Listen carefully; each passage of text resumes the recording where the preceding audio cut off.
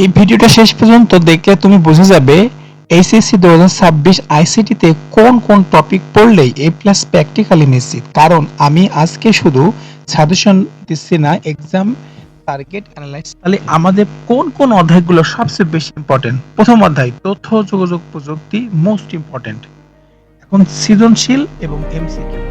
আমরা এখন যে বিষয় নিয়ে আলোচনা করব সেটা হচ্ছে সিকিউ, কৃত্রিম বুদ্ধিমত্তা AI. 2 robotics, 3 biometrics, 3 nano technology, 4 virtually reality. সুবিধা প্লাস ব্যবহার বাস্তব উদাহরণ লিখতে হবে, সবসময় মনে রাখবেন। এমসিকিউ মাস্ট রিডেড, ক্রায়োসার্জারি, মহাকাশ অভিযান, প্রতিরক্ষা প্রযুক্তি, বায়োফার্মেটিক্স, জেনেটিক ইঞ্জিনিয়ার। এগুলো এমসিকিউর জন্য পড়বেন। দ্বিতীয় অধ্যায় communication and networking, very hot সিকিউ এর জন্য পড়তে হবে। নেটওয়ার্ক টপোলজি সবচেয়ে তিনটা বেশি ইম্পর্টেন্ট। 1 স্টার, বাস এবং রিং। নেটওয়ার্ক টপোলজির ভিতরে স্টার টপোলজি, বাস টপোলজি এবং রিং টপোলজি সবচেয়ে গুরুত্বপূর্ণ। Cloud computing, wireless communication, mobile networking 1G থেকে 5G পর্যন্ত। এমসিকিউর জন্য যে সাজেশনটা থাকবে সেটা হচ্ছে transmission media, fibre optical, data transmission method, networking device. এখানে শুধু ট্রিক ডায়াগ্রাম দিলে এক্সট্রা মার্কস পাওয়া যাবে। তৃতীয় নম্বর অধ্যায় এর সবচেয়ে মোস্ট ইম্পর্টেন্ট, কারণ এই অধ্যায় থেকে দুইটা মাস্ট বি প্রশ্ন কমন পাবে। সিকিউর জন্য মাস্ট প্র্যাকটিস করতে হবে রূপান্তর, যেমন ডেসিমাল থেকে binary, Boolean algebra, De Morgan's theory, logic gate এবং সার্কিট ড্র। এটা ছিল আমাদের সিকিউর জন্য। সিকিউর জন্য আমাদের alternative binary to decimal, decimal থেকে হেক্সাডেসিমাল, হেক্সাডেসিমাল থেকে বাইনারি, বাইনারি থেকে হেক্সাডেসিমাল, অক্টাল, এগুলো রূপান্তর করে বেসিক নলেজ অবশ্যই থাকতে হবে। এমসিকিউ ইম্পর্টেন্ট, যেমন ইনকোডার, ডিকোডার, অ্যাডার এবং রেজিস্টার। রিয়েলিটি বুঝতে হলে এই অধ্যায় না পড়লে এ প্লাস ইম্পসিবল। চতুর্থ অধ্যায় ওয়েব ডিজাইন এন্ড এইচটিএমএল। এই অধ্যায়টা বাস্তবতার সাথে মিল রেখে পড়তে হবে। সিকিউ সাজেশনের জন্য HTML basic structure, table plus form, website design concept. MCQ সাজেশনের জন্য target plus attitude, text formatting, layout. Golden tips, code লিখে প্র্যাকটিস না করলে ভুল হবেই। কোড না লিখে যদি প্র্যাকটিস করো তাহলে কিন্তু ভুল অবশ্যই হবে। এজন্য ফরম্যাটটা ভালো করে দেখো, অবশ্যই বেসিক বই পড়বে। পঞ্চম অধ্যায় প্রোগ্রামিং, ইম্পর্টেন্ট সিকিউ এবং suggestion. Algorithm, flowchart, average program, input output CQ এর জন্য। আর এমসিকিউ এর জন্য সাজেশন হচ্ছে variable, constant, keyword, programming language type. ষষ্ঠ অধ্যায় ডাটাবেজ।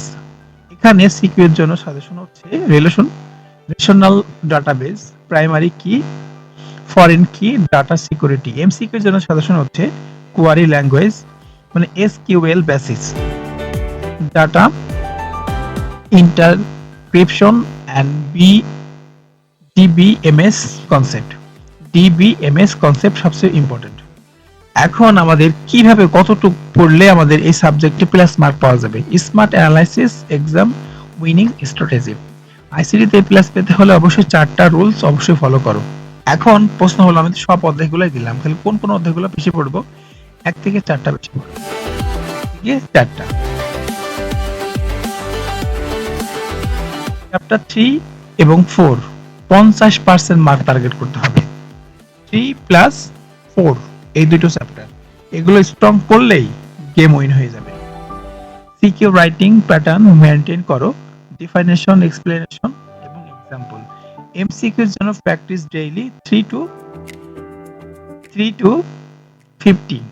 প্রত্যেকদিন এমসিকিউ করতে হবে 30 থেকে 50টি। বোর্ড টেস্ট পেপার সলভ করতে হবে। ডায়াগ্রাম, কোড প্র্যাকটিস অবশ্যই করতে হবে, মাস্ট বি। প্র্যাকটিস ছাড়া নম্বর কখনো আসবে না। এখন প্রতিদিন 1 থেকে 1.5 ঘন্টা আইসিটি পড়তে হবে। তৃতীয় অধ্যায় প্রতিদিন প্র্যাকটিস, এইচটিএমএল প্লাস প্রোগ্রামিং লিখে প্র্যাকটিস করতে হবে, টেস্ট পেপার সলভ করতে হবে।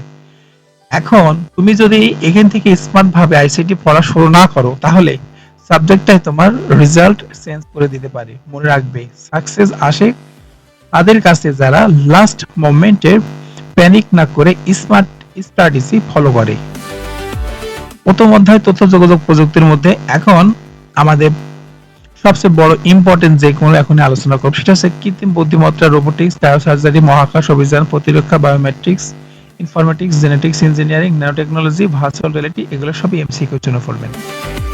কমিউনিকেশন সিস্টেমস, নেটওয়ার্কিং, তারবিহীন মাধ্যম, wireless communication system, computer networking, cloud computing, network topology, বিভিন্ন প্রজন্মের মোবাইল নেটওয়ার্ক, ডিভাইস নেটওয়ার্ক এবং ডাটা ট্রান্সমিশন মেথড, ফাইবার, এগুলো সবই এমসিকিউর জন্য পড়বেন।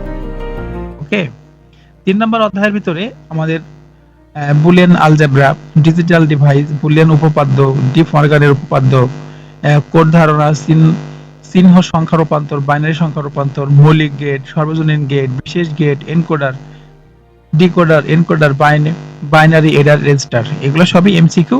সিকিউর জন্য পড়লে এমসিকিউ হয়ে যায়, এই জন্য এমসিকিউ পড়ো, জাস্ট ধারণা পাবে। আর সিকিউর জন্য আমি দিয়েছি ওয়েব ডিজাইন পড়েছি, যেমন এইচটিএমএল, এইচটিএমএল এর সুবিধা, যেমন এইচটিএমএল লেআউট, এইচটিএমএল এর প্যারাগ্রাফ হেডিং, তারপরে মৌলিক বিষয়, এইচটিএমএল এর টেবিল তৈরি, টেক্সট ফরম্যাটিং, ট্যাগ, ওয়েবসাইটের কাঠামো ধারণা, ওয়েবসাইট বাংলা দেখানো। তো ওয়েবসাইটের ডিজাইনটা সবচেয়ে ইম্পর্টেন্ট। ওয়েব ডিজাইন, যেমন ডিজাইনিং, ওয়েবসাইট পাবলিশিং, ওয়েবসাইট পঞ্চম নম্বর যে অধ্যায়টা আছে, 5 নম্বর অধ্যায় প্রোগ্রামিং ভাষা। এখানে আছে ধ্রুবক, চলক, সংখ্যার গড় নির্ণয় করা, উচ্চ স্তরের ভাষা, রাশিমালা, কিওয়ার্ড, ইনপুট আউটপুট, অনুবাদ, প্রোগ্রাম।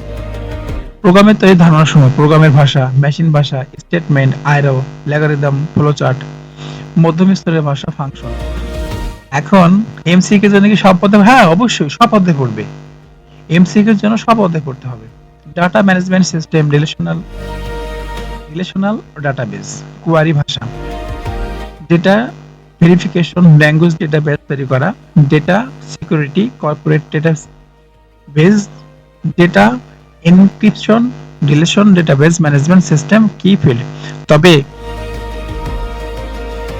5 থেকে 6 বছরের যে বিগত সালে যে এমসিকিউ গুলো এসেছে, এগুলো দেখলে অটোমেটিক্যালি হয়ে যাবে, ওগুলোতে কমন আসে বারে বারে। So take care in your health, good bye, আল্লাহ হাফেজ।